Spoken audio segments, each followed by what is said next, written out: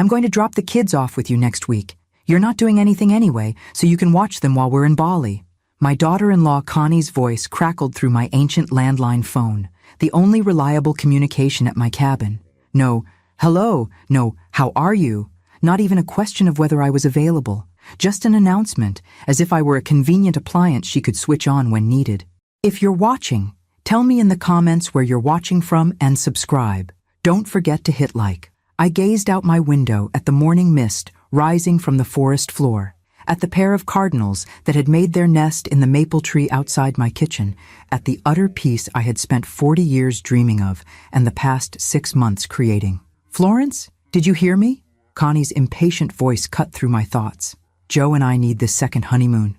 It's only for 2 weeks, and the kids will be fine with you in that cabin." She said cabin, the way most people might say sewage treatment plant, with a mixture of distaste and superiority that had characterized our relationship since she'd married my son 15 years ago. "There's no Wi-Fi here," I said mildly. "No television either. The nearest town is 12 miles away." "Perfect. Less screen time will be good for them." "You're always saying that, right?" Her false enthusiasm wasn't even trying to be convincing. "Besides, you're a retired teacher. You'll figure something out to keep them occupied." I could have argued, could have reminded her that my retirement to this remote cabin in the Adirondacks after 40 years of teaching high school biology was precisely so I wouldn't have to figure out how to occupy children anymore. Could have mentioned that while I love my grandchildren, the twins Kevin and Kimberly were city kids through and through, and 15-year-old Candace had made it abundantly clear during Christmas that she found both nature and me excruciatingly boring. Instead, I smiled to myself, a plan already forming. "Claro," I said, slipping into Portuguese, a language I'd learned during my teaching sabbatical in Brazil decades ago. When stressed, I sometimes revert to it, enjoying the melodious flow that English lacks. "What?" Connie asked. "Sorry, I meant, of course." "Yes, you can bring them next week." "Great. We'll drop them off Monday morning. Our flight's at 3. The relief in her voice was palpable. "Oh, and Florence? Pack away any weird science stuff you have around. You know how squeamish Kimberly gets about bugs and things." I glanced at my collection of preserved specimens, the pride of my teaching career donated to me upon retirement. Butterflies under glass, beetle specimens, and yes, several jars of various creatures suspended in formaldehyde that had fascinated generations of students. "I'll make sure everything is appropriate," I replied, which wasn't exactly a promise to remove anything. After we hung up, I sat at my small kitchen table, cupping my tea with both hands. The solitude I'd so carefully constructed was about to be shattered by an 8-year-old boy who couldn't go 20 minutes without electronic entertainment, his twin sister who screamed at the sight of earthworms, and their teenage sister whose face I'd rarely seen without a phone in front of it. Yet rather than dread, I felt something unexpected stirring within me. The familiar strategic excitement I used to get before implementing a particularly challenging lesson plan with a difficult class. For 40 years, I'd taught teenagers who initially had zero interest in biology. By the end of each school year, I'd converted most of them into amateur naturalists who could identify local species and understand ecological connections. I hadn't lost my touch just because I'd traded a classroom for a cabin. "Well," I said to the cardinal pair, now flitting about their nest, "looks like we're about to have company." I spent the next few days preparing, not by childproofing my cabin or hiding my scientific collections, but by crafting what might be the most important lesson plan of my career. From the storage shed, I retrieved the old fishing poles I'd bought at a yard sale but hadn't yet used. I dusted off field guides, magnifying glasses, and the telescope that had belonged to my late husband. I pulled out the watercolor set I'd been saving for the right moment, along with journals with handmade paper that I'd purchased from a local artisan. Then I hiked to specific locations around my property, noting the beaver dam that had created a small pond perfect for observing amphibians, the fox den I'd discovered last month, and the clearing where deer gathered at dawn. I marked small trails, subtle enough that they required genuine attention to follow, leading to these natural wonders. The day before their arrival, I baked, not cookies or brownies, but hearty multigrain bread that required kneading by hand and simple granola that needed careful stirring to toast evenly. Foods that involved process, patience, and participation. By Sunday evening, everything was ready. I sat on my porch rocker, watching fireflies begin their nightly display against the darkening trees. My cabin was small, just 2 bedrooms, a combined kitchen and living area, a bathroom with a clawfoot tub, and my screened porch. The twins would share the guest room. Candace would take the pull-out couch. It would be cramped, but that was part of the plan. During my teaching career, I'd learned that discomfort often precedes growth. Students who were pushed just beyond their comfort zones, not traumatically, but enough to disrupt complacency, were the ones who experienced the most profound development. My grandchildren had spent their entire lives cushioned by convenience, entertainment on demand, and parents who confused indulgence with affection. Connie's dismissive words echoed in my mind. "You're not doing anything anyway." It was a common misconception about retirement, especially from someone like Connie, who measured worth by productivity and status. She couldn't comprehend that my quiet days observing nature, reading, writing in my journal, and simply being present were not nothing. They were everything I'd worked 4 decades to achieve. But perhaps she'd inadvertently given me a gift. These 2 weeks were an opportunity to share what I valued with the next generation of my family. To show them that nature isn't merely a backdrop for selfies or an inconvenience to be controlled, but a complex, fascinating world that rewards patient attention. As darkness fell completely, the stars emerged in breathtaking clarity, free from city light pollution. The Milky Way stretched across the sky like a celestial river, and I spotted 3 satellites tracking their silent paths among the constellations. "Let's see if you can resist this," I whispered to the night sky, imagining Candace's reaction to this view compared to her perpetually illuminated urban environment. I wasn't naive enough to think this would be easy. There would be complaints, resistance, probably even tears. But underneath their manufactured needs and electronic dependencies, my grandchildren were still curious humans with an innate connection to the natural world, even if it had been buried under layers of modern distraction. And I had 2 weeks to help them rediscover it. The lesson was prepared. Now I just needed my students to arrive. Monday morning arrived with a symphony of birdsong that I'd grown accustomed to but never tired of. The complex melodies of thrushes, the chattering of chickadees, the rhythmic drumming of a pileated woodpecker somewhere in the distance. I rose with the sun, as usual, savoring the quiet routine I'd established. Stretching exercises on the porch, a simple breakfast of oatmeal with fresh berries, then a walk to check my rain gauge and thermometer, recording the data in my weather journal as I'd done every day since moving to the cabin. These small rituals had become sacred to me, and I performed them with special appreciation, knowing they were about to be disrupted. By the time I heard the unmistakable sound of tires on my gravel driveway, too fast, kicking up dust clouds visible through the trees, I was centered and ready. My son Joe's SUV emerged from the tree line, gleaming and out of place against my rustic setting. It pulled up beside my weathered Subaru, and for a moment, no one emerged. I could imagine the scene inside, the final negotiations, bribes, and threats being issued to ensure good behavior during the handoff. Finally, the doors opened. Joe stepped out first, his business casual attire suggesting he'd head straight to the airport after dropping off the children. Despite living just 3 hours away, he visited rarely, always with an eye on his watch and phone. Today was no exception. He checked his smartwatch immediately upon exiting the vehicle. "Hi, Mom," he called, forcing cheerfulness. "Beautiful day up here."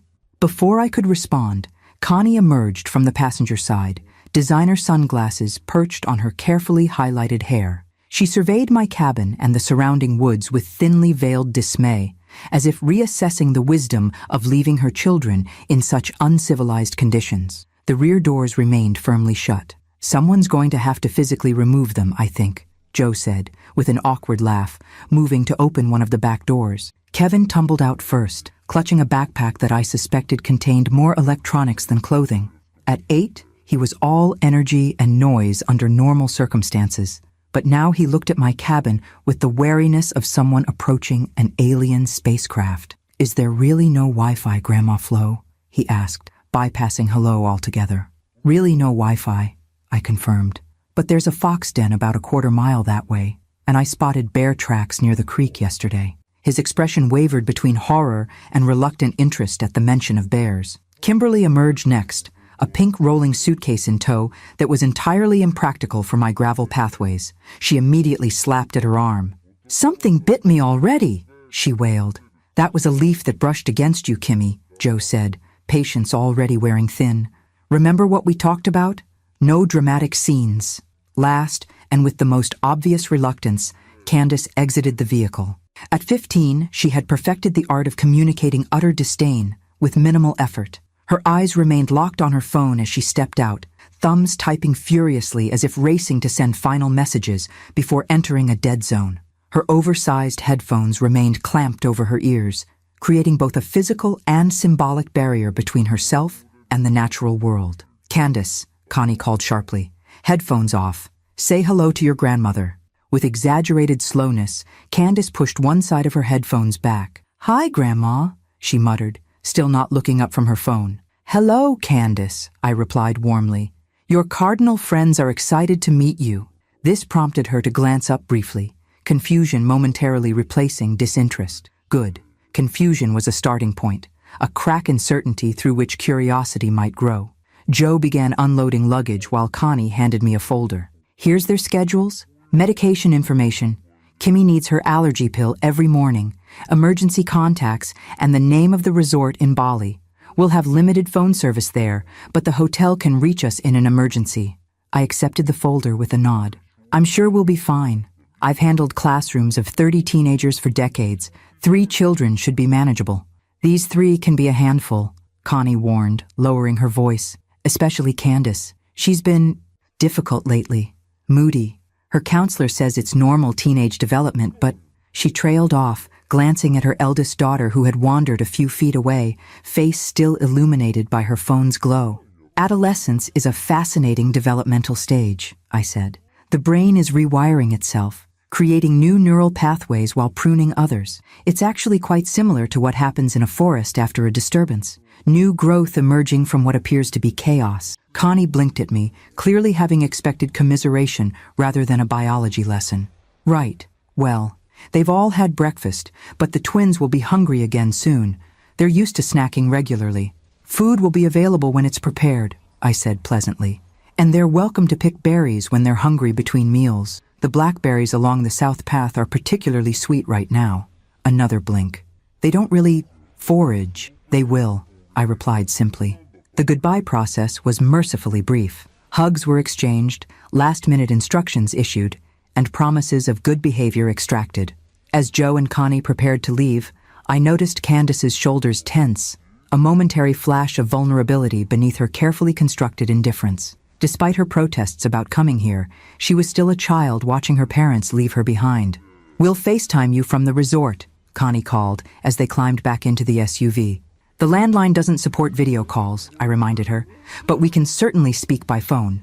Before she could process this limitation, Joe had the vehicle in reverse. With a spray of gravel and a chorus of "Love you, be good," they were gone, leaving a cloud of dust and 3 children staring after them with expressions ranging from uncertainty to outright panic. Silence descended, broken only by natural sounds, the breeze through pine needles, a woodpecker resuming its work, the distant gurgle of the creek. For children accustomed to constant electronic noise and stimulation, this relative quiet must have seemed deafening. Kevin was the first to break. "So what do we do now?" I smiled, pleased with this perfect opening. "Now," I said, picking up a well-worn knapsack from my porch, "we begin." "Begin what?" Kimberly asked suspiciously, still clutching her pink suitcase like a shield. "Our adventure, of course." I swung my knapsack over one shoulder. "First, let's get you settled inside, and then I have something special planned." The twins exchanged glances that spoke volumes, the nonverbal communication of siblings contemplating shared misfortune. Candace, meanwhile, had wandered toward the porch, her posture stiff as she held her phone skyward in the universal gesture of signal seeking. "There's no reception here," I told her gently. "The mountains block most signals. There's a spot about 2 miles up the ridge where you can sometimes get 1 bar, but it comes and goes with the weather." Her response was a look of such genuine horror that I might have laughed if I hadn't recognized the true distress behind it. For a 15-year-old in 2023, being phoneless wasn't merely an inconvenience, it was an amputation. "How am I supposed to talk to my friends?" she demanded. How am I supposed to know what's happening? The same way humans did for thousands of years before smartphones, I replied. Through direct experience and conversation. You might find it refreshing. Her eye roll suggested she found this about as appealing as a root canal. Inside the cabin, the children's reactions to their temporary home were exactly as I'd anticipated. Kevin immediately searched for a television, there wasn't one, electrical outlets, limited, or any device that might provide entertainment. Kimberly wrinkled her nose at the rustic furniture and hand-woven rugs, declaring the entire place like something from a history museum. Candace examined the pull-out couch that would be her bed with open dismay, testing its firmness with one hand while still hopelessly clutching her useless phone with the other. I need to charge my phone, she announced. Even if there's no signal, I can still use my playlists and games. Of course, I said, gesturing to the single outlet in the living area. Though I should mention that we run on solar power here. After sundown, we conserve electricity for essential needs only, primarily lighting and refrigeration. This news was received with collective dismay. But my white noise app, Kimberly protested. I can't sleep without it. The creek behind the cabin provides excellent white noise, I assured her, much more authentic than any recording. While they absorbed this latest hardship, I busied myself preparing a light lunch. Fresh bread I'd baked yesterday, sliced vegetables from my garden, and herb-infused water in place of the sugary drinks they were undoubtedly accustomed to. I'm starving, Kevin announced, eyeing the spread with suspicion. Don't you have any chips? No chips, I said cheerfully, but this bread has seeds that provide much better sustained energy. Your body will thank you. My body wants Doritos, he muttered. But hunger won out over preference, and he cautiously tried the bread. Lunch proceeded with minimal conversation, each child lost in their own thoughts, primarily, I suspected, cataloging the many ways in which this rustic setting failed to meet their usual standards. Candace picked at her food, occasionally sighing dramatically to ensure we all registered her displeasure. So, I said as they finished eating, who's ready for our first expedition? Expedition? Kevin perked up slightly. Like a hike? More like an exploration, I corrected. We're going to visit the beaver pond. It's a half-mile walk, and this time of day, we might catch them working on their dam. Beavers? Kimberly's voice rose an octave. Aren't they dangerous? Not unless you're a tree, I assured her. They're actually fascinating creatures, nature's engineers. They transform entire ecosystems with their dams. I'm not going, Candace announced flatly. I'll stay here and read or something. She glanced around for the first time, noting the bookshelves lining one wall. You do have books, right? Several hundred, I confirmed, though many are field guides and scientific texts. I'm afraid there's nothing about teenage vampires or dystopian love triangles. Her eyebrows rose slightly, perhaps surprised that I knew enough about young adult literature to make the reference. Before she could respond, Kevin interrupted. Do we have to go? Can't we just, I don't know, play a game or something? I have many games, I said. Chess, backgammon, cards. But those are evening activities. Afternoons are for exploring while the light is good. I meant video games, Kevin clarified, with the exasperated tone of someone explaining the obvious. Ah, no, I don't have those. I began packing a small bag with water bottles, field glasses, and a first aid kit. The expedition begins in 15 minutes. Wear closed-toed shoes and bring a hat if you have one. The sun can be intense in the clearings. I didn't pack hiking shoes, Kimberly protested. I brought my sandals and my sparkly flats for when we take pictures. Whatever shoes you have will be fine for today, I assured her. We'll figure out alternatives for tomorrow. As they reluctantly prepared, I could hear their whispered complaints and declarations of boredom. Candace remained adamant about staying behind, and after considering whether to insist, I decided to allow it. Forcing her would only reinforce her resistance. Better to let curiosity develop naturally. Exactly 15 minutes later, the twins and I set out along the narrow path leading to the beaver pond. Their initial reluctance gave way to cautious observation as I pointed out interesting features along the way. A fallen log transformed into a nursery for fungi, a series of woodpecker holes that told the story of insect infestations beneath the bark, delicate wildflowers with medicinal properties that indigenous people had used for centuries. This one, I said, indicating a small purple flower, was used to treat bee stings, and this moss can serve as a natural bandage in emergencies. Why would we have an emergency? Kimberly asked immediately, her anxiety flaring. We won't, I assured her. But isn't it fascinating to know how people survived before modern medicine? Kevin, despite his earlier resistance, began asking questions about animal tracks we encountered. His natural curiosity was emerging, just as I'd hoped. Even Kimberly, after her initial trepidation about insects, became absorbed in examining a spectacular spiderweb strung with dewdrops that caught the sunlight like diamonds. When we returned to the cabin 2 hours later, sweaty but animated by our discoveries, we found Candace exactly where we'd left her, curled on the couch, staring at her now dead phone. "You missed the beaver," Kevin informed her, with newfound authority. "It slapped its tail on the water when it saw us. It was like a gunshot. Thrilling," Candace muttered, but I caught her glancing out the window with the first flicker of something other than disdain, perhaps wondering what else might be out there beyond the cabin walls. That evening, as I prepared a simple dinner of vegetable stew and cornbread, I observed the subtle shifts already occurring. The twins were arguing about what they'd seen at the pond, their voices excited rather than whiny. And Candace, though still determinedly aloof, had found my shelf of astronomy books and was quietly paging through one featuring spectacular nebula photographs. Day 1, I thought with satisfaction. Just 13 more to go. By day 3, a pattern had emerged.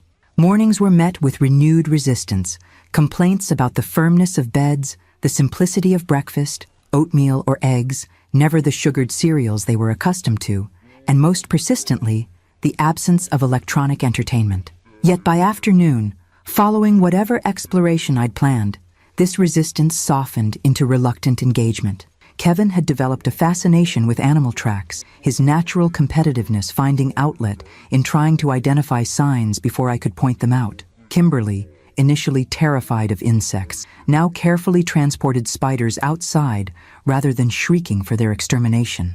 Both twins had stopped asking about television by the second day, though they still occasionally mentioned video games with the wistfulness of remembering distant friends. Candace remained the holdout, refusing to join our expeditions and maintaining her posture of studied boredom. She'd taken to sitting on the porch with a book, ostensibly reading, but often staring into the forest with an unreadable expression. Her phone battery had died on the first day, and though I'd shown her where she could charge it, the device's uselessness without signal had diminished its appeal. On the evening of the third day, after the twins had fallen asleep, exhausted from helping me transplant seedlings in the garden, I found Candace standing on the porch, looking upward. The night was clear, the moon a thin crescent that did little to diminish the dazzling canopy of stars. "It's incredible, isn't it?" I said quietly, joining her at the railing. No light pollution to obscure the view. She didn't answer immediately, her face titled upward, expression softer than I'd seen since her arrival. "I've never actually seen the Milky Way before," she finally admitted. "Not like this. In the city, you can barely see any stars at all. Would you like to see it through the telescope?" I offered. "Your grandfather's old celestron is quite powerful. You can make out Saturn's rings on clear nights like this." She hesitated, the automatic rejection visibly warring with genuine curiosity. "I guess," she said finally, affecting nonchalance. "It's not like there's anything else to do." I set up the telescope on the flat rock behind the cabin that served as my stargazing platform. Candace watched with poorly disguised interest as I aligned the scope, first finding the moon and then moving to Jupiter, its Galilean moons visible as tiny pinpricks of light.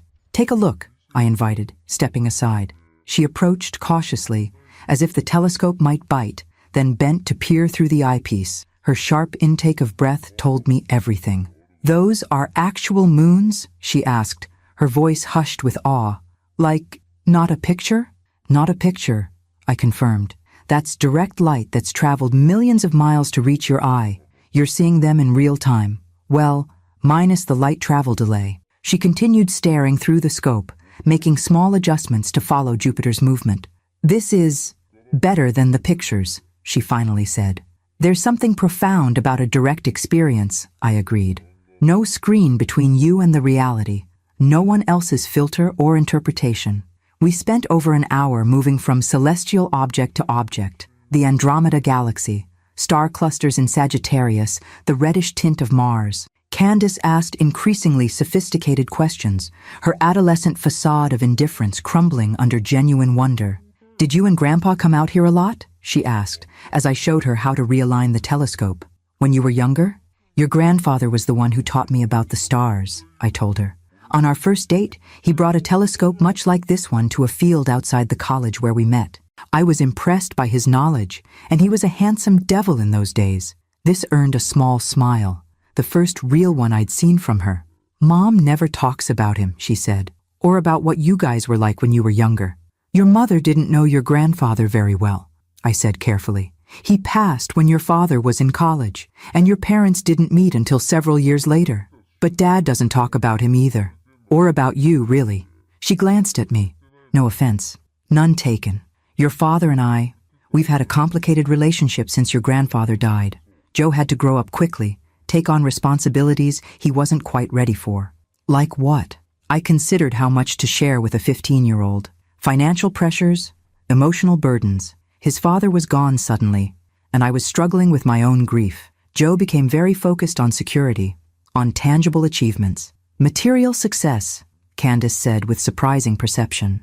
That's all they care about. The right address, the right schools, the right appearances. The bitterness in her voice revealed depths I hadn't fully appreciated. And that's not what you value? I asked gently. She shrugged, returning to the telescope to avoid eye contact. What's the point?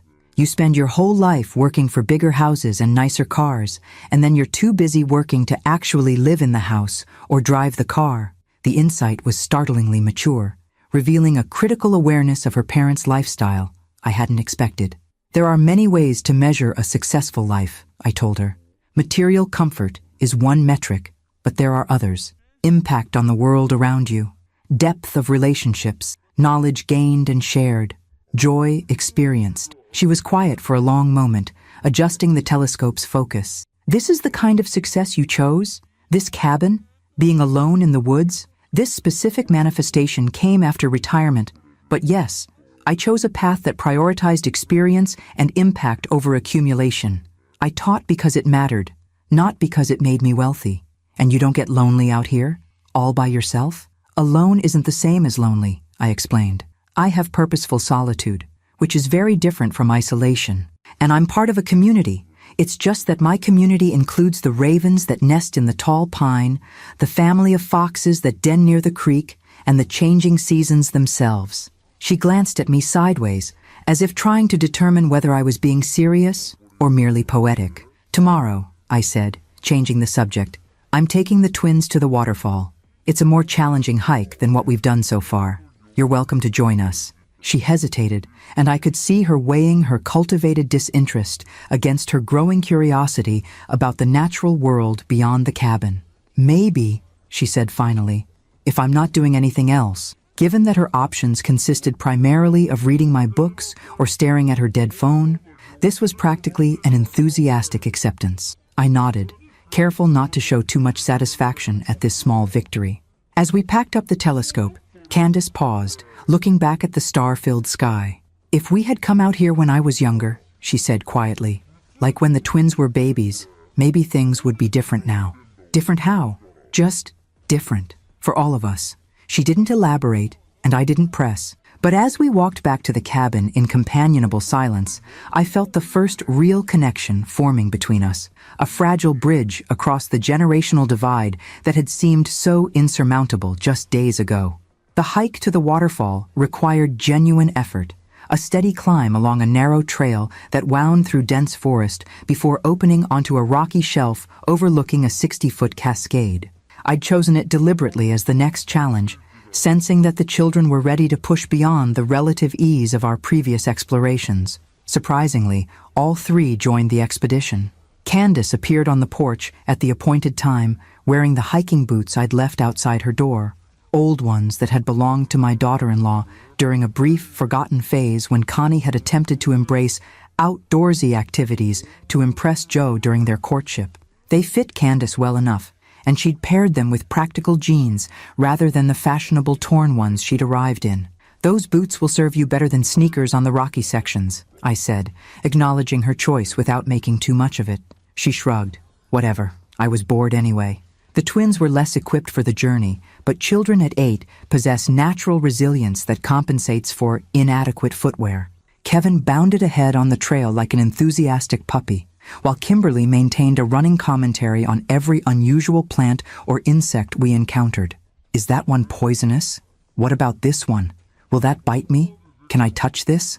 Rather than answering each question directly, I'd begun encouraging her to consider the evidence herself. What do you notice about its coloring? Does it have warning patterns?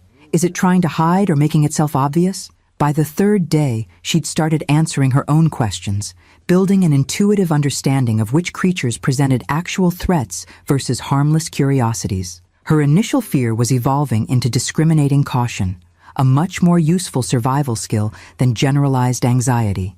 The trail grew steeper as we approached the waterfall, requiring careful footing on sections where exposed tree roots and loose rocks created natural obstacles. I noted with approval that the children instinctively formed a supportive chain, with Kevin reaching back to help his twin over difficult spots, while Candace, surprisingly, kept a watchful eye on both younger siblings from the rear. When we finally emerged onto the rocky overlook, the payoff was immediate and dramatic. The waterfall thundered before us, sunlight catching in the spray to form dancing rainbows. Below, a clear pool invited swimming, its blue-green depth a startling contrast to the white foam where the cascade met water.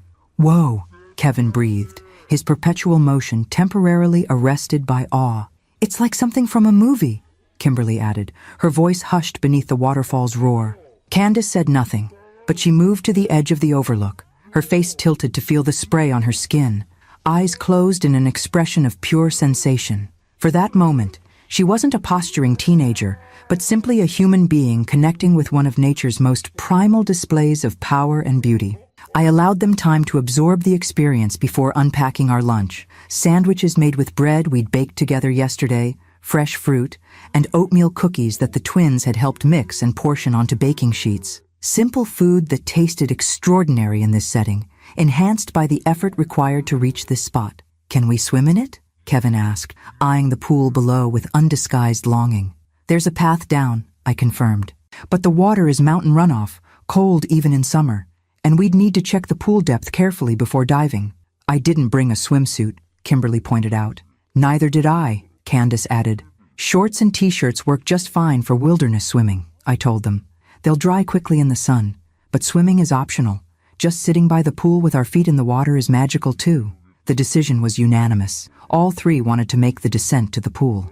The path required careful navigation, steeper than the main trail and slippery in spots from perpetual spray. I took the lead this time, demonstrating where to place feet and which rocks were stable enough to use as handholds. The children followed my example with careful attention, their movements becoming more confident as they developed a feel for the terrain. At the pool's edge, we removed shoes and socks, dangling feet in the crystalline water. It was indeed cold, eliciting squeals from the twins and a shocked gasp from Candace. "People pay for cold therapy like this in fancy spas," I told them, enjoying the numbing sensation around my ankles. "The cold triggers all sorts of interesting physiological responses, increased circulation when you warm up again, endorphin release. It feels like knives," Kimberly complained, but she didn't withdraw her feet. "Just wait," I advised. "In a minute, it stops feeling cold and starts feeling alive." Candace gave me a skeptical look, but as the initial shock faded, her expression changed to surprised pleasure. "It's tingling now," she admitted, "like carbonation on skin." Kevin, predictably, couldn't resist the call of full immersion. After securing my permission and verifying the depth was safe, he stripped down to his shorts and t-shirt and plunged in with a war whoop that echoed off the surrounding rocks. His initial shock, wide eyes and gasping breath, gave way to exhilarated laughter as he paddled around the pool. "It's awesome," he called to his sisters, "like being inside a soda." Kimberly, never one to be outdone by her twin, cautiously followed his example, though she lowered herself in gradually rather than diving. Her initial discomfort transformed into delight as she discovered she could float effortlessly in the clear water, the buoyancy compensating for her limited swimming skills. Candace observed her siblings with a mixture of amusement and longing, clearly torn between teenage dignity and the simple joy they were experiencing. "The water feels different on your whole body compared to just your feet," I told her.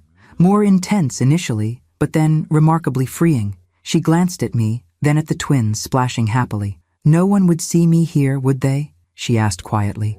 Like, there aren't hikers or whatever who might come by? I understood her adolescent self-consciousness immediately.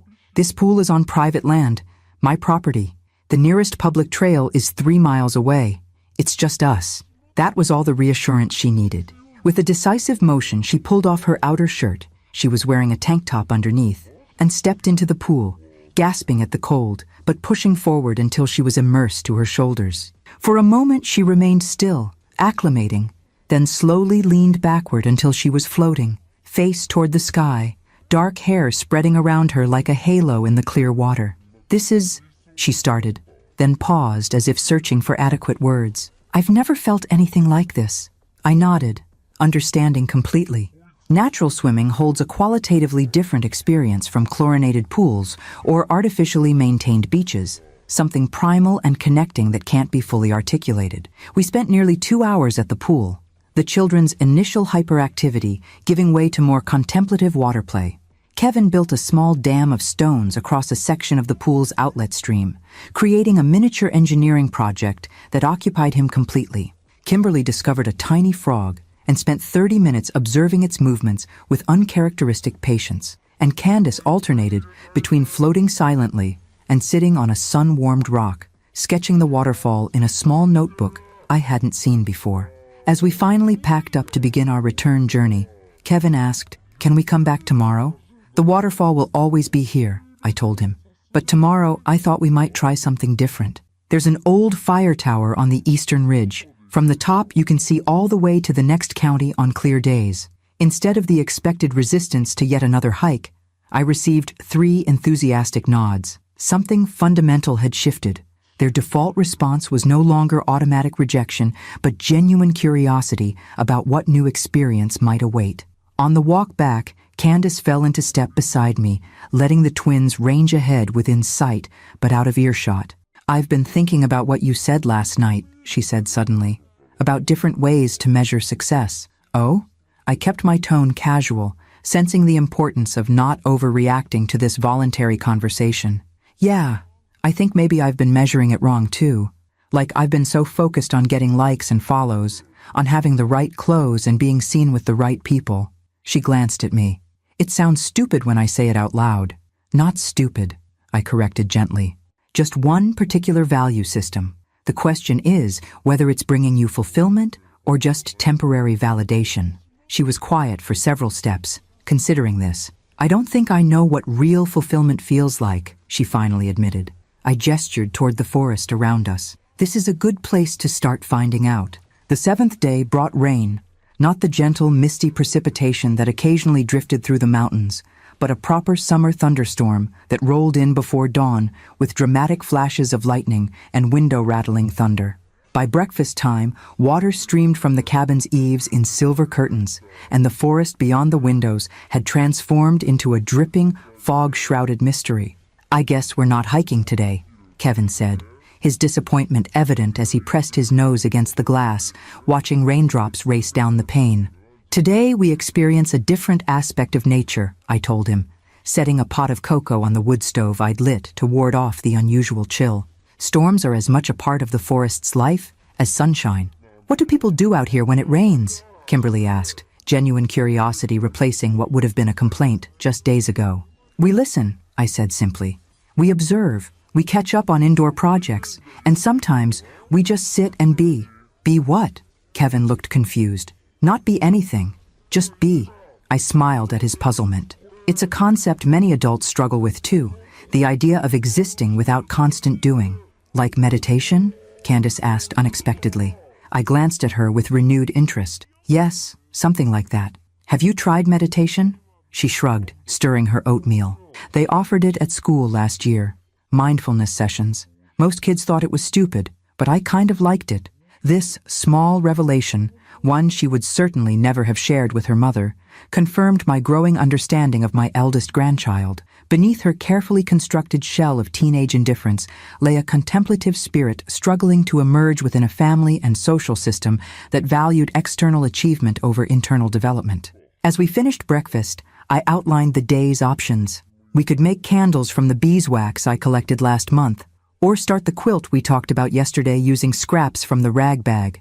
There's bread dough rising that will need kneading soon. And of course, the bookshelves are full if you'd prefer quiet reading time. To my delight, each child chose a different activity. Kevin was eager to try candle making, his perpetual energy finding purpose in the methodical dipping process. Kimberly, who had revealed an unexpected interest in texture and color, gravitated toward the quilt project. And Candace, after examining the bookshelves more carefully than she'd allowed herself to do previously, selected a volume on native medicinal plants that had belonged to my grandmother. The morning passed in comfortable productivity, the storm providing both soundtrack and backdrop to our indoor pursuits. I moved between children, offering guidance when needed, but mostly allowing them to explore their chosen activities independently. Kevin's candles emerged somewhat lopsided but functional, his pride in creating something useful from raw materials evident in his excited commentary. Kimberly's quilting stitches were uneven but enthusiastic, and she displayed a natural eye for color combinations as she arranged fabric scraps into a pleasing pattern. Candace remained absorbed in her book, occasionally making notes in the small journal she'd begun carrying, the same one I'd noticed at the waterfall. When she thought no one was watching, I observed her sketching leaf patterns and copying information about plant properties, her focus complete. The sullen teenager who had arrived with perpetual complaints about boredom had vanished entirely, replaced by a young scholar conducting independent research with genuine passion. After lunch, soup simmered with vegetables from the garden and the last of yesterday's bread. The storm intensified. Wind whipped rain against the windows in horizontal sheets, and thunder crashed directly overhead. Rather than inspiring fear, the dramatic weather seemed to energize the children. "This is way better than those fake thunderstorm sounds on Kimmy's white noise app," Kevin declared, abandoning his candles to press against the window, counting seconds between lightning and thunder to calculate the storm's distance. "It's like we're inside the storm instead of just hearing it," Kimberly agreed, joining her brother at the window. Her earlier fear of natural phenomena had evolved into fascinated respect, a healthier relationship with the world's more challenging aspects. As afternoon progressed, the storm's fury gradually subsided, leaving steady rain in its wake. The consistent patter on the cabin's roof created a cocoon of sound that wrapped around us, somehow both stimulating and calming. I noticed Candace had moved from the table to the window seat, her book abandoned as she gazed out at the transformed landscape, completely absorbed in the simple act of watching raindrops collect and fall from leaves. "I've never just watched rain before," she said when she noticed me observing her. "At home, rain is annoying. It messes up your hair or your shoes, makes you late for things. I never thought of it as something to actually pay attention to." "Most natural processes reward close attention," I told her. "There are patterns and rhythms we miss when we're rushing through life, focused only on human schedules and concerns." She considered this, tracing a raindrop's path down the window with her fingertip. "I've been thinking about what you said before, about different ways of measuring success. I think maybe peace could be one way, like the success of a moment could be measured by how peaceful it feels." The insight struck me as remarkably profound for a 15-year-old whose life had been structured around achievement and external validation. "That's a beautiful perspective, Candace. And yes, I think peace is a very valuable metric, both internal peace and harmony with one's surroundings." She glanced at me, then back at the rain. "I feel peaceful here," she admitted quietly. "For the first time in, I don't even know how long." Before I could respond, Kevin interrupted with an excited shout from the other window. "Grandma Flo, there's a deer, right there by the big pine tree." We all gathered at his window, watching as a doe and her fawn emerged cautiously from the forest edge, moving with delicate precision across the clearing beside the cabin. The rain had softened to a gentle mist, and evening sunlight had begun to penetrate the clouds, casting the scene in a golden glow that seemed almost deliberately theatrical in its beauty. "They're so close," Kimberly whispered, awestruck. "The rain dampens our scent," I explained softly, "and they're used to my presence here. I've never threatened them, so they've come to accept the cabin as part of their environment." We watched in reverent silence as the deer grazed peacefully, the fawn occasionally prancing in small circles around its mother, tail flicking with youthful energy. It was a scene no wildlife documentary could fully capture. The immediacy of witnessing these wild creatures going about their lives just feet away, unaware of being observed through glass, After several minutes, the doe raised her head suddenly, ears pivoting toward some sound we couldn't detect. With a flick of her tail as signal, she and the fawn bounded back into the forest, disappearing into the underbrush as silently as they had emerged. That was, Kevin began, then stopped, apparently unable to find adequate words. Magic, Kimberly supplied. Real magic, Candace agreed. Not the fake kind in movies. As dusk settled around the cabin, we prepared a simple dinner together. Tasks divided by unspoken agreement, each child having found their niche in our small domestic ecosystem. Kevin set the table with unexpected care, arranging his handmade candles as centerpieces. Kimberly assembled a salad, meticulously incorporating herbs I'd taught her to identify from the kitchen garden. And Candace, most surprisingly, took charge of the main dish, a vegetable stew she'd helped me prepare the day before, now reheated and enhanced with fresh additions. Watching them move around the kitchen with growing confidence, I felt a profound satisfaction that transcended mere pride in their developing skills. Something fundamental was shifting in these young people, a reconnection with basic human competencies and natural rhythms that their technology-saturated, convenience-oriented urban lives had never required or encouraged. The storm had provided an unexpected gift, a day of enforced contemplation and presence that had deepened our connection not just to each other, but to the elemental experience of being human in a world that extends far beyond our constructed environments and artificial timelines. I think, Kevin said thoughtfully as we sat down to eat by candlelight, this was my favorite day so far. Looking at their peaceful faces, illuminated by the warm glow of beeswax candles, I silently agreed. By the end of the first week, we had settled into a rhythm that would have been unimaginable when the children first arrived. Mornings began with shared responsibility for breakfast. Kevin had become surprisingly adept at stoking the wood stove to just the right temperature. Kimberly had developed a signature oatmeal with foraged berries and honey, and Candace had taken over coffee preparation with scientific precision, treating my old stovetop percolator like laboratory equipment requiring exact measurements and timing. No one mentioned screens anymore. The twins had stopped asking about television or video games, their endless energy channeled into exploration and hands-on projects. Candace's phone remained plugged in, but ignored, like a vestigial appendage no longer serving any vital function. I had caught her looking at it once or twice, but with bemused detachment rather than longing, as if it were an artifact from a former life she was rapidly outgrowing. On the 8th morning, I proposed something different. Today, I announced as we cleared the breakfast dishes, each of you will lead an expedition.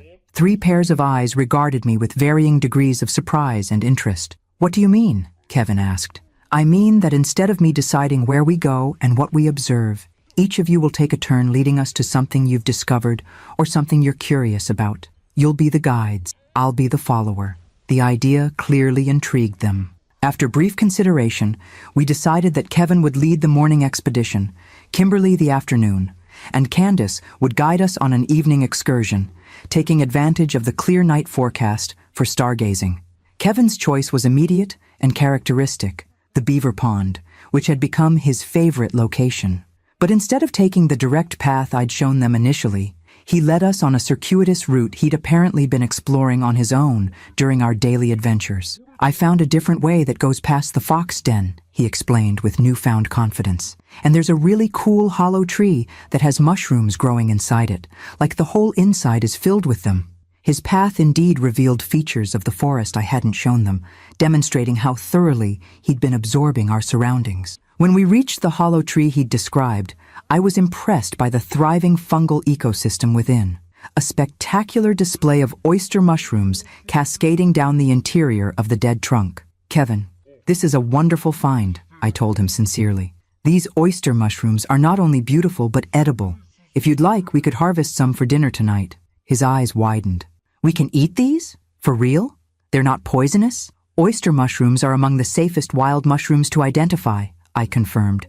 Notice the distinctive shape, the gills that run all the way down the stem, and the slightly sweet smell. Under my guidance, he carefully harvested a portion of the mushrooms, leaving plenty to continue spreading their spores. His pride in providing food for our dinner was palpable, a new experience for a child whose sustenance had always appeared prepackaged or restaurant prepared. disconnected from its origins. Kimberly's afternoon expedition revealed her own unique perspective. She led us to a small clearing I'd shown them briefly during an earlier walk, but instead of passing through as we had before, she insisted we lie on our backs in the grass and look upward. "Everyone's always looking forward when they walk," she explained with 8-year-old wisdom. "But there's a whole different forest if you look up." Following her instruction, we reclined in the clearing's soft grass. The perspective shift was indeed dramatic. Treetops swayed against blue sky, creating a living cathedral of intersecting branches and dappled light. Birds moved through upper canopies, and occasionally a squirrel would leap from branch to branch, visible only because of our unusual viewpoint. "I've been counting how many different bird songs I can hear," Kimberly told us proudly. "I'm up to 12 distinct ones, but I don't know all their names yet." "That's excellent observation, Kimberly," I praised her. "Identifying birds by sound is a skill that takes time to develop. Some expert birders can recognize hundreds of species just by their calls." We spent nearly an hour in the clearing, simply listening and looking upward. I identified bird songs when I could, but mostly encouraged the children to develop their own awareness, to notice patterns and differences without rushing to categorize. This type of open attention, observing without immediately analyzing or naming, was a cognitive skill sadly underdeveloped in education systems focused on testable knowledge rather than experiential understanding. Candace's evening expedition was the most elaborate. After dinner, which featured Kevin's mushrooms sautéed with garden herbs, she led us not to the usual stargazing rock, but to a small rise beyond the cabin I hadn't realized she'd discovered.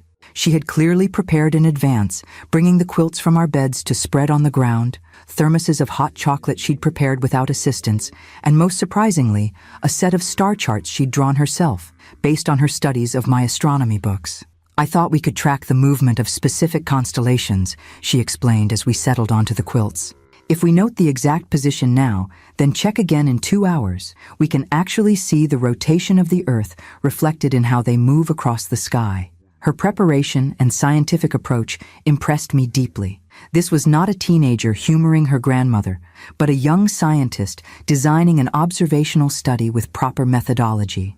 "That's an excellent experimental design, Candace," I told her. "The ancient astronomers used similar techniques to map the heavens long before they had modern equipment. As darkness deepened and stars emerged in breathtaking profusion, Candace guided us through her planned observations. She had developed a genuine facility with the telescope, locating celestial objects with increasing skill. But more impressive was her ability to share her knowledge with her younger siblings, explaining complex astronomical concepts in terms they could understand without condescension. "See that cluster there?" she asked Kevin, helping him cite along her pointing finger. "That's the Pleiades, the 7 sisters. Different cultures around the world have stories about them. The Greeks thought they were the daughters of Atlas, turned into stars to escape a hunter. But Native Americans had completely different stories for the same stars. How can the same stars be in different stories?" Kimberly wondered. "Because humans make meaning from what they observe," Candace explained with surprising insight. "The stars themselves don't tell stories. We create stories to understand them, based on our own cultures and experiences." I listened to this exchange with quiet amazement. The sullen, phone-obsessed teenager who had arrived at my cabin just over a week ago had transformed into a thoughtful young philosopher capable of contemplating how humans construct meaning from natural phenomena. It was the kind of intellectual and spiritual growth I had hoped for, but hadn't dared expect so quickly. As we concluded our stargazing session, the children growing drowsy despite their interest, Candace lingered behind when the twins headed back to the cabin. In the moonlight, her expression was uncharacteristically vulnerable. "Grandma," she said quietly, "I've been thinking about something, and I wanted to ask you about it before Mom and Dad come back." "Of course," I encouraged, sensing the importance of whatever she was struggling to articulate. "I don't want to go back to how things were before." Her voice caught slightly. "Being here has made me realize how empty everything felt. School, friends, social media, it all seems so fake now, so pointless. Change is difficult," I acknowledged, "especially when you're the one who's changed while everything around you remains the same." She nodded, eyes fixed on the star-filled sky. "I was thinking, what if I didn't go back? What if I stayed here with you, at least for a while? The question hung between us, weighted with implications that extended far beyond this summer night. In her young face, illuminated by starlight, I saw both hope and fear, the tentative reaching toward an authentic life and the terror of rejection. That, I said carefully, would be a very big decision with many factors to consider. But I'm honored that you would even think of it. Will you at least think about it, she pressed, before they come back? I promise to give it serious thought, I assured her. And we'll talk more about what it might look like, practically speaking. She seemed satisfied with this non-committal response, at least for now. As we walked back to the cabin together, her hand slipped into mine, a gesture of childlike trust I hadn't experienced from her since she was very small. In that simple touch, I felt the weight of responsibility her question had placed on me, along with the precious opportunity it represented. The lesson I had planned for my grandchildren had yielded results beyond my expectations. The question now was how to preserve these transformations beyond our time together in the forest, and whether Candace's radical proposal might actually be the answer, not just for her, but for all of us. The second week deepened the changes I'd observed in my grandchildren, cementing new habits and perspectives that would have seemed impossible when they first arrived. The twins now moved through the forest with confidence rather than trepidation, distinguishing edible berries from toxic ones, identifying animal tracks, and navigating by natural landmarks instead of GPS. Their constant questions had evolved from, "When can we go home?" to "How does this work?" and "Why does that happen?"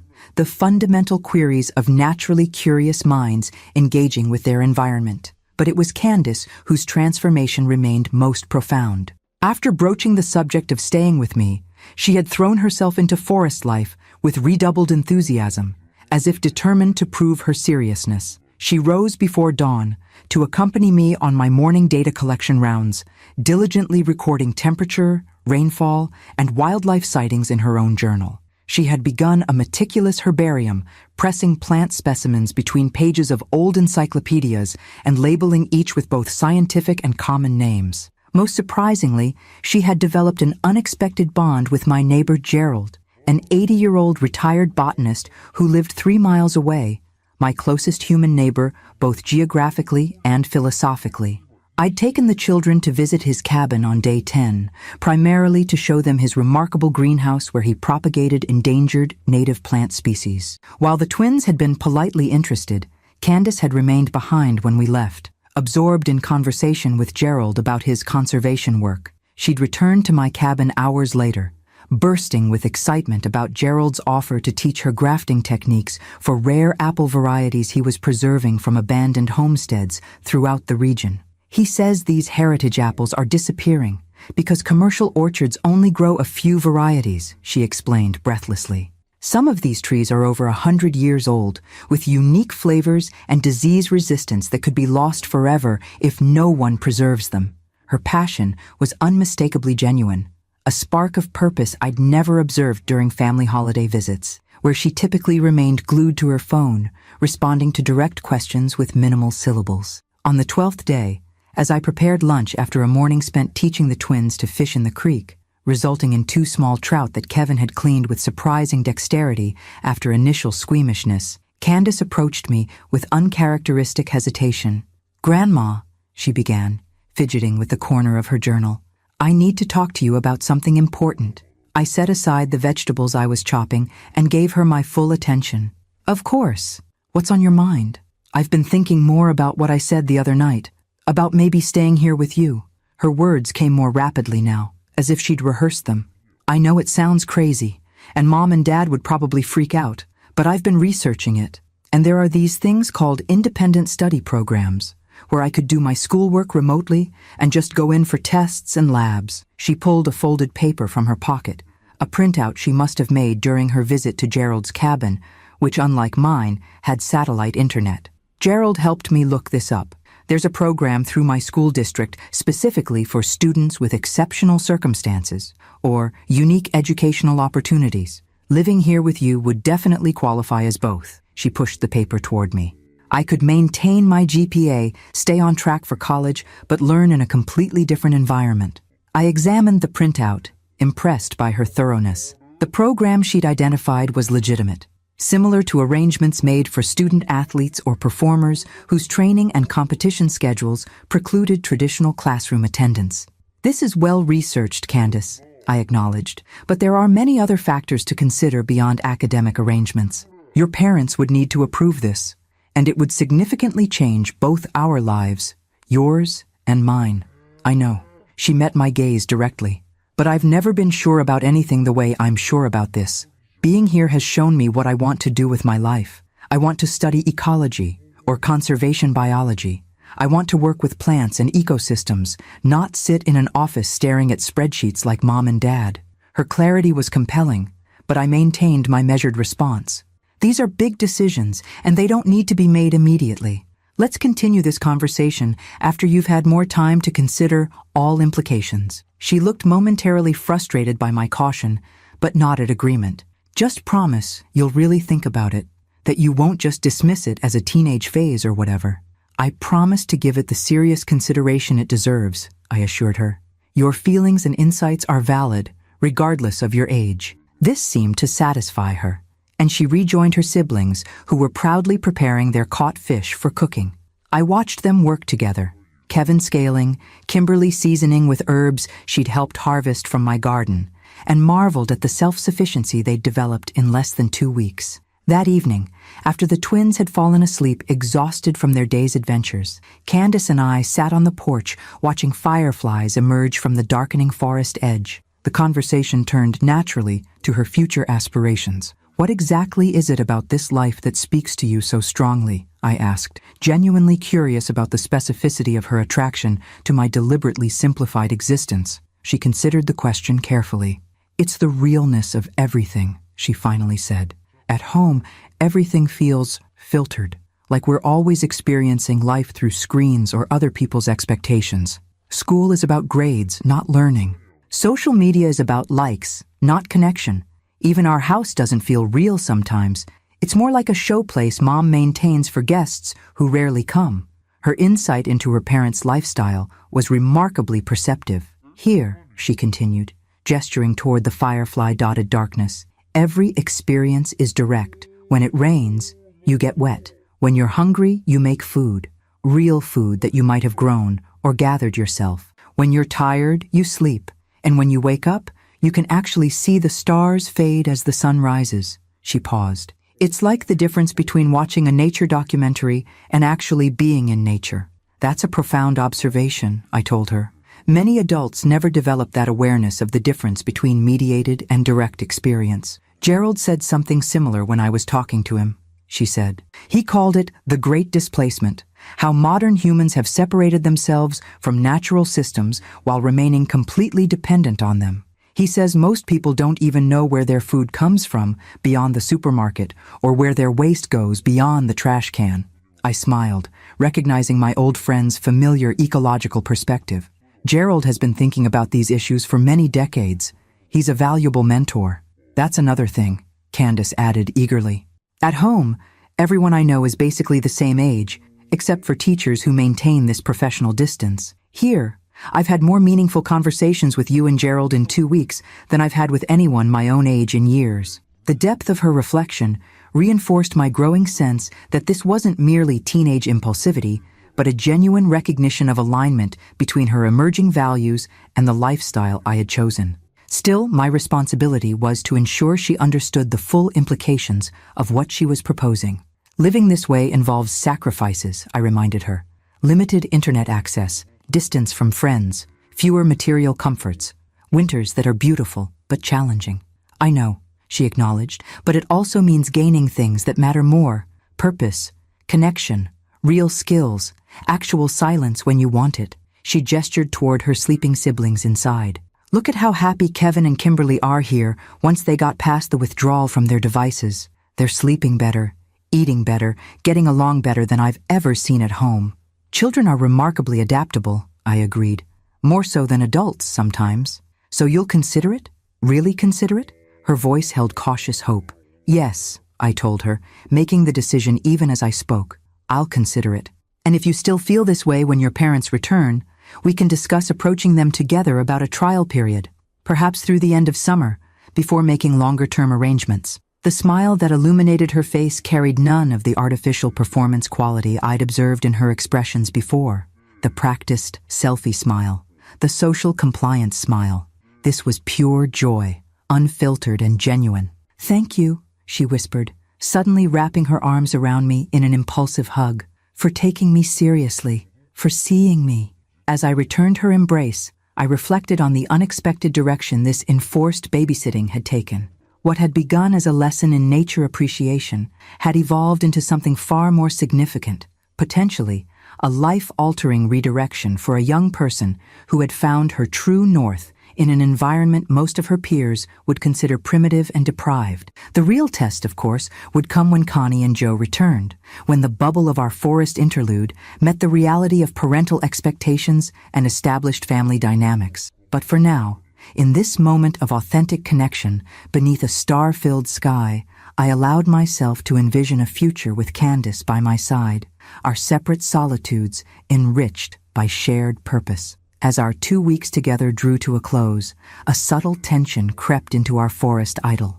The impending return of Connie and Joe cast a shadow over our daily activities, particularly for Candace, who had begun checking the calendar with increasing frequency, as if hoping to find additional days mysteriously inserted between us and her parents' arrival. The twins, while clearly transformed by their experiences, maintained the natural resilience of 8-year-olds. They would undoubtedly miss aspects of cabin life, but their developmental flexibility would ease their transition back to urban comforts. Candace, however, stood at a more complex crossroads, old enough to articulate her desires, but still legally dependent on parents who might struggle to understand the profound shift in her priorities and perspective.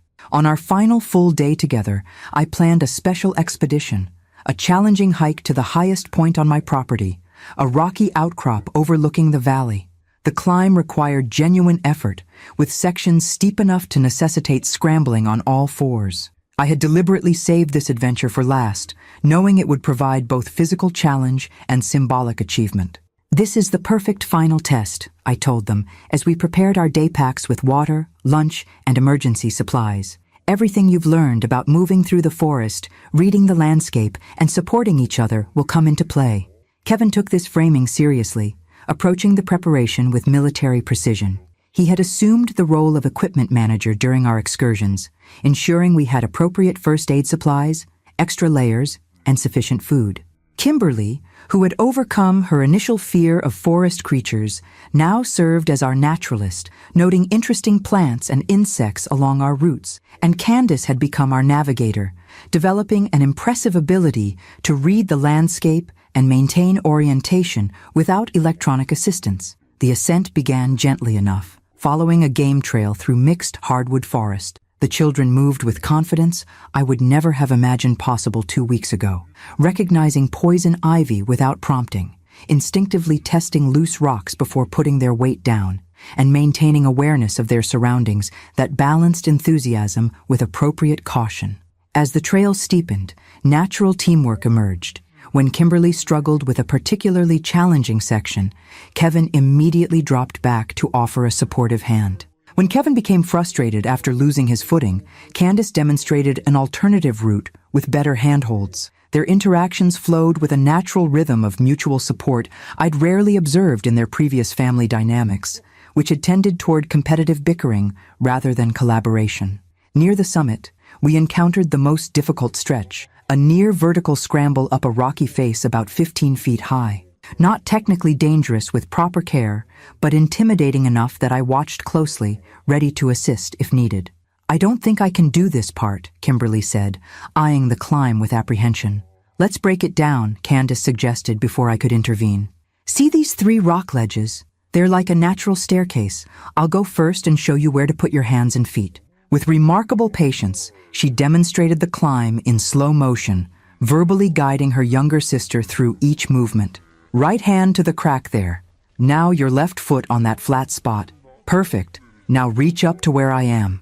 Kevin followed their progress with intense concentration, absorbing the technique before attempting his own ascent with methodical care. When all 3 had successfully navigated the challenge, their faces glowed with well-earned pride.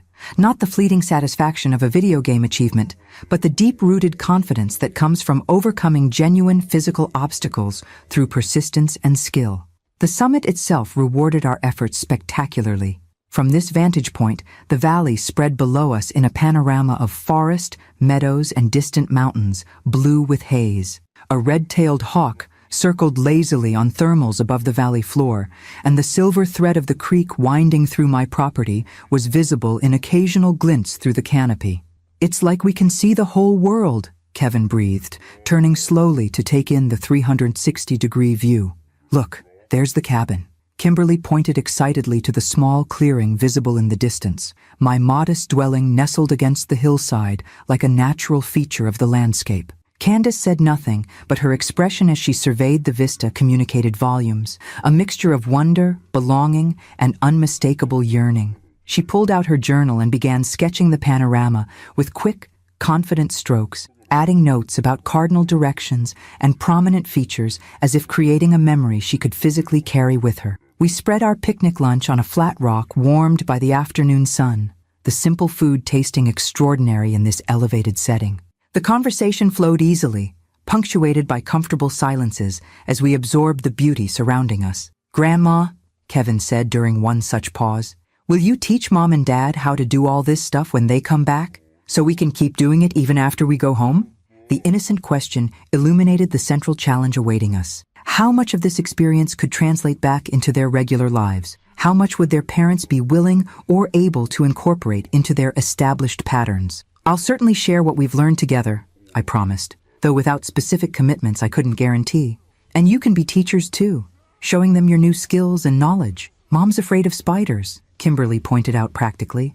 "And Dad always says he doesn't have time for hikes. People can surprise you," I suggested, though I privately shared her skepticism about Connie's willingness to embrace forest immersion. Sometimes, seeing something through your children's eyes helps adults reconsider their own limitations. Candace had remained silent during this exchange, her attention apparently focused on her sketching. But as we began packing up for our descent, she pulled me aside while the twins explored a nearby rock formation. "I need to talk to them tomorrow," she said, with quiet determination. "About staying here. I've thought about everything you said, the sacrifices, the challenges. I'm still certain this is what I want." Her resolute expression reflected the maturity she'd developed during our time together. This wasn't impulsive teenage rebellion, but a considered choice aligned with genuine self-discovery. "We'll approach it carefully," I advised. "Your parents will need time to process such an unexpected proposal. They may have initial reactions based on surprise rather than thoughtful consideration." "I know Mom will freak out," Candace acknowledged. "She has our whole lives planned. The right college, the right career track, the right neighborhood eventually. This doesn't fit her script at all. Remember that her concerns, however frustrating, likely come from genuine care," I suggested. "Parents often confuse their vision of what's best for their children with what actually is best. The challenge is helping them see the difference." "Will you back me up?" she asked, vulnerability breaking through her determined facade. "When I tell them tomorrow? I'll support your right to be heard," I promised, "and I'll offer a practical framework that addresses their legitimate concerns while respecting your insights about your own needs and aspirations." This seemed to satisfy her, and we rejoined the twins for our descent. The return journey proceeded smoothly, all three children applying their newly developed skills with confidence and appropriate caution. The forest that had initially seemed threatening to them now felt like familiar territory, not without its challenges and mysteries, but navigable through knowledge, attention, and mutual support.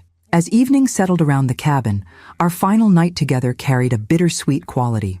We prepared dinner collectively, each child contributing components they had mastered during our time together.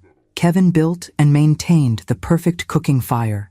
Kimberly assembled a salad featuring items she had helped harvest from the garden, and Candace prepared a surprising dessert, wild blackberry cobbler made from berries we had gathered the previous day, following a recipe she had carefully transcribed from my handwritten cookbook. After dinner, we sat on the porch watching fireflies emerge from the darkening forest edge. The atmosphere was contemplative rather than melancholy, a shared awareness that something significant was ending, but also that something meaningful had been created that would persist beyond our time together.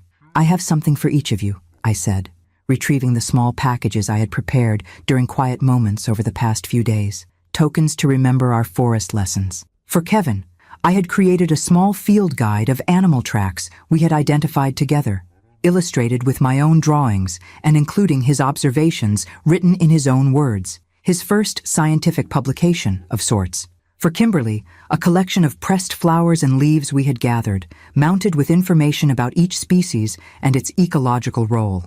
And for Candace, a more substantial gift, my grandmother's journal documenting her own nature observations and herbal knowledge, a family legacy I had always intended to pass on to someone who would truly value it. As they examined their gifts with evident appreciation, I observed the changes written in their very postures, the increased confidence, the greater ease in their bodies, the capacity for sustained attention that had replaced restless electronic dependency. Whatever happened tomorrow when their parents returned, these transformations were real and, I hoped, enduring. Whatever comes next, I told them as we prepared for our final night's rest, remember that what you've learned here isn't just about forest skills. It's about how to be fully present in your own lives, how to observe closely, how to find wonder in ordinary things, and how to make really good blackberry cobbler, Kevin added with characteristic pragmatism, lightening the moment. We laughed together, the sound mingling with night insects and distant owl calls in the symphony of forest evening. Tomorrow would bring its own challenges as our forest interlude collided with the expectations and patterns of their regular lives.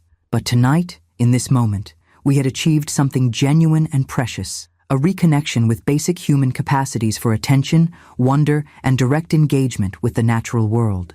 As the children settled into sleep, I remained on the porch, contemplating the lesson I had prepared for Connie, a lesson far more challenging than any I had offered my grandchildren, and one whose reception was far less certain. The true test of our forest transformation would come not in the wilderness, but in the reaction of those who had, inadvertently, made it possible through their casual dismissal. You're at loose ends anyway. You can watch them while we travel. The lesson was prepared. Tomorrow would reveal whether anyone beyond my grandchildren was ready to learn it.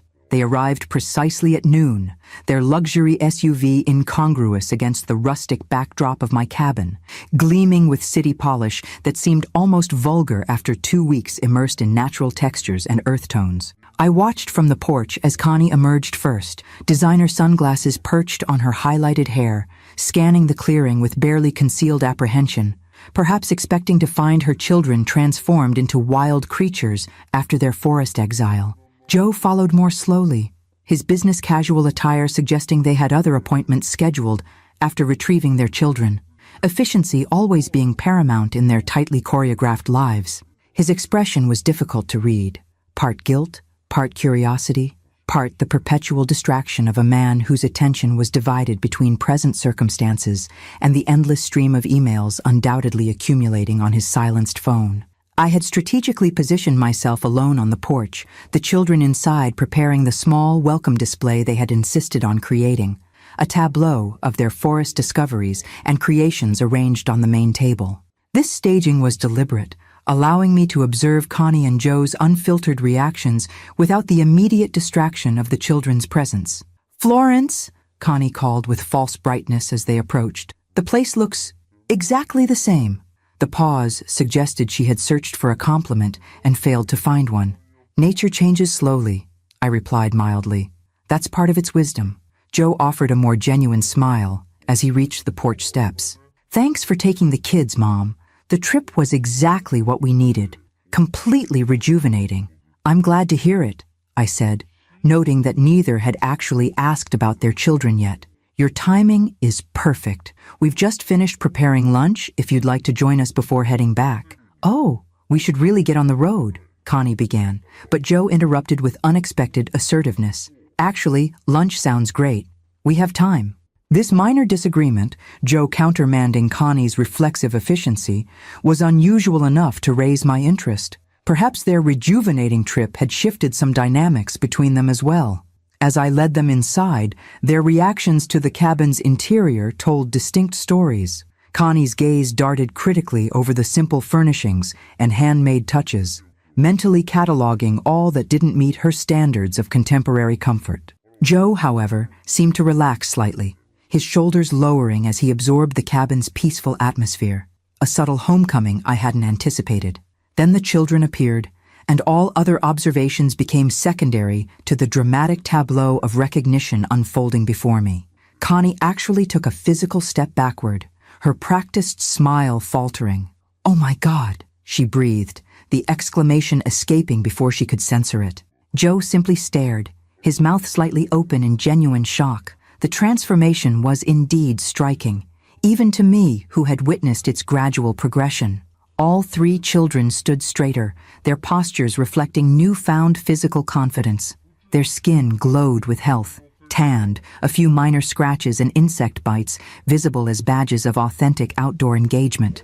Their clothing was functional and well-worn, dirt embedded in knees and elbows. But most dramatically, their expressions reflected a centered alertness utterly unlike the restless, screen-oriented distraction that had characterized them upon arrival.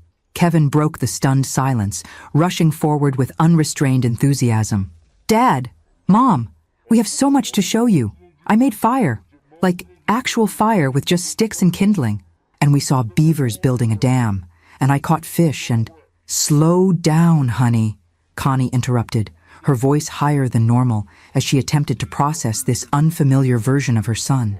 "You look so different." Kimberly approached more carefully, her natural sensitivity making her acutely aware of her mother's discomfort. "We made you something, Mom," she said, taking Connie's hand and guiding her to the display table. "I pressed flowers from Grandma Flo's garden, and Kevin made the frame from sticks he collected." "That's creative?" Connie managed, examining the rustic picture frame containing a carefully arranged bouquet of pressed wildflowers. "Very natural."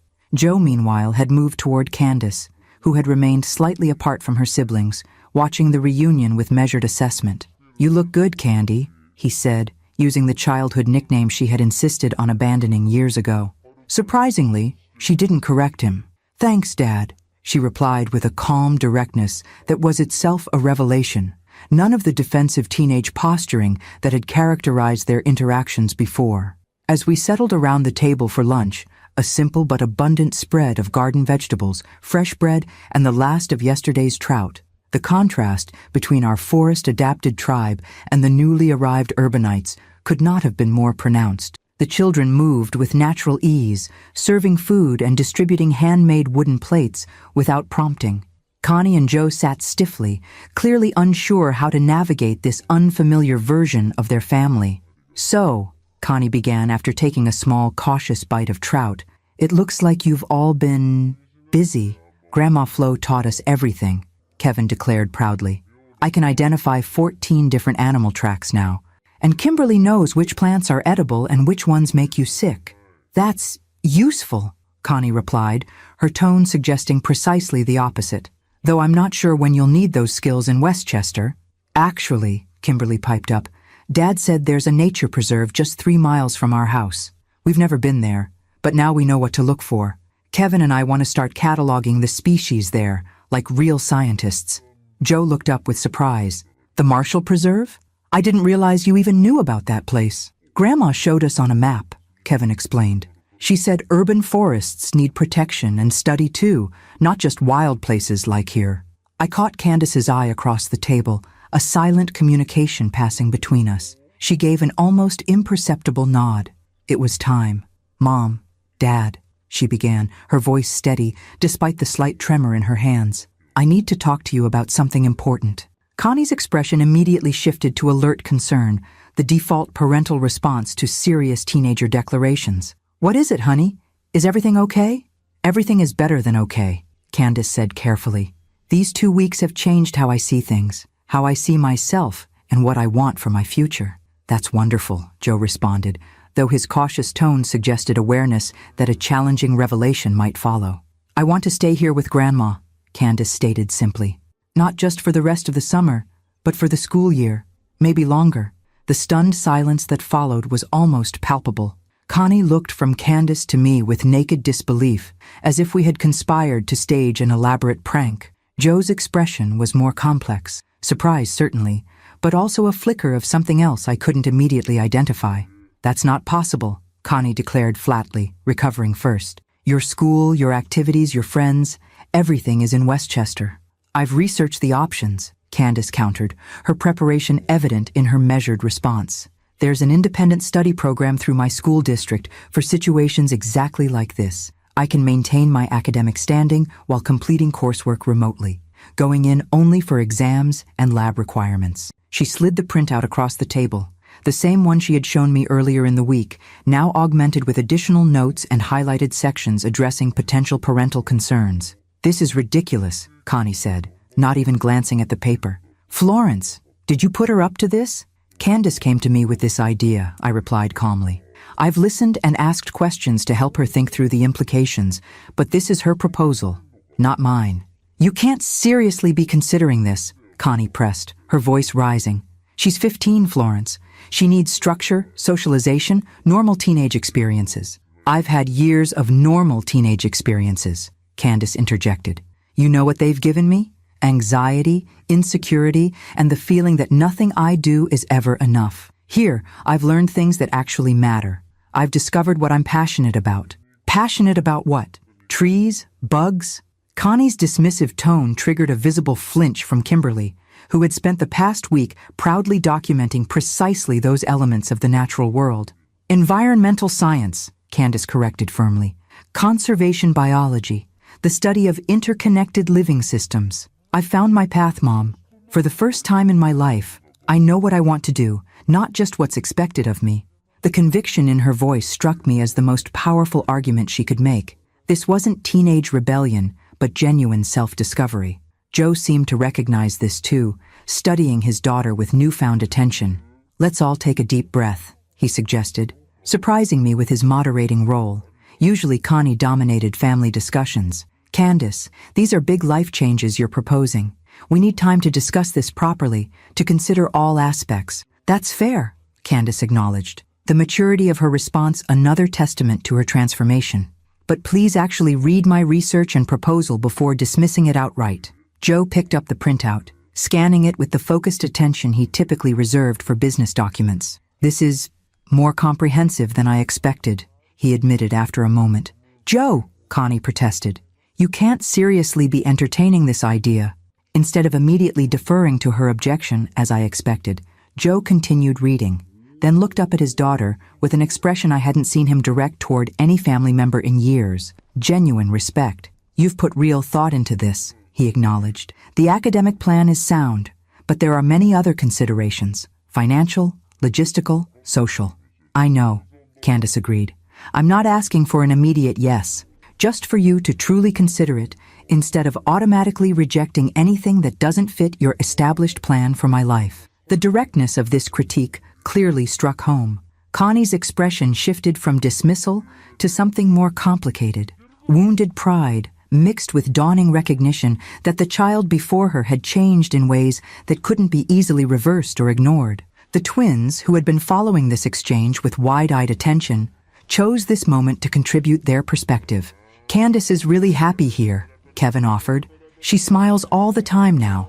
At home, she's always in her room with the door closed. And she's super smart about plants and stars, Kimberly added loyally. She could be a real scientist someday.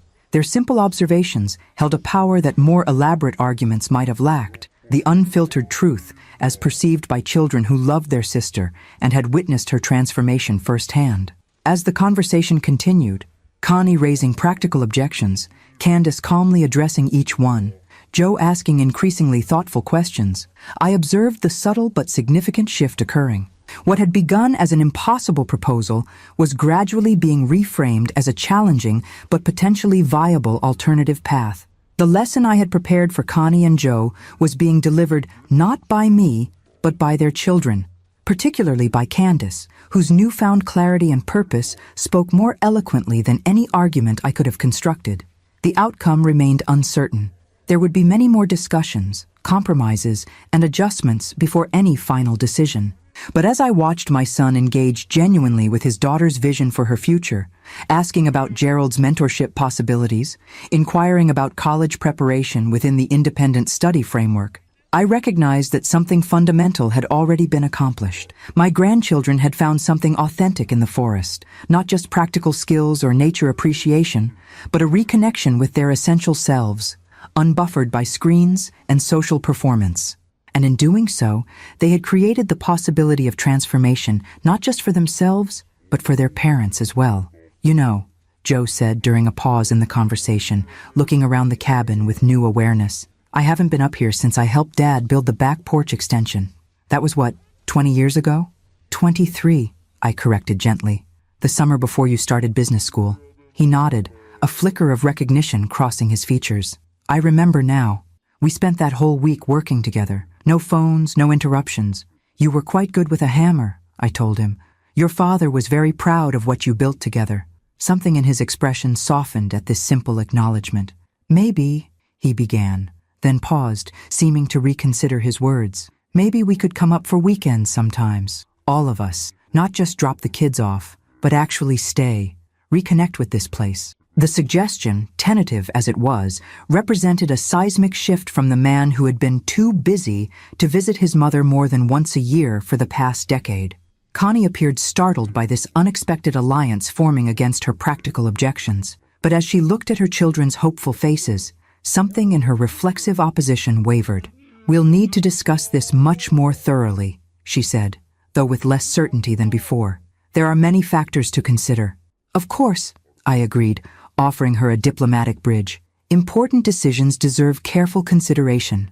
As lunch concluded and the inevitable moment of departure approached, I observed the children's contrasting reactions. The twins gathered their few treasures with the resilience of their age, already contemplating how to incorporate their new knowledge into their regular lives. But Candace moved with deliberate slowness, her gathered specimens and journals carefully packed as if in preparation for a return rather than a departure. When the moment came to say goodbye, she embraced me with fierce intensity, whispering, "This isn't over, Grandma. I'm coming back, whatever it takes." I held her equally tightly, recognizing the steel in her voice that reminded me so much of myself at her age. "The forest will be waiting," I assured her. "As will I." As I watched the SUV disappear down my driveway, carrying my transformed grandchildren back to their urban existence, I felt not sadness, but a quiet satisfaction.